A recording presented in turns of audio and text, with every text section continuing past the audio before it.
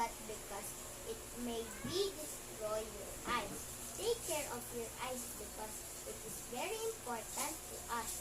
And if you don't have eyes, we cannot see each other, especially the beautiful things around us. Okay, ate, I will do that. A few moments later.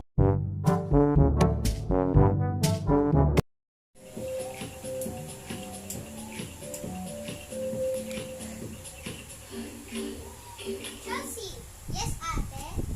Can you slow down your music? Why, ate?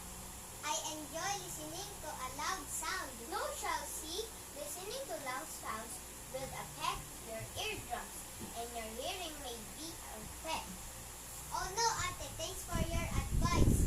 From now on, I will not listen to a loud sound. Okay, Chelsea? 1 hour later.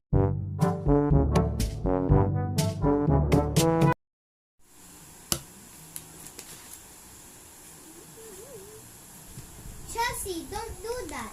What, ate? Don't you ever put anything on or inside your nose. It is very dangerous. It will cause bleeding. What? Okay, ate.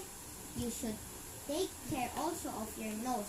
And if you don't have a nose, you cannot smell. Thank you so much, ate. I've learned a lot from you.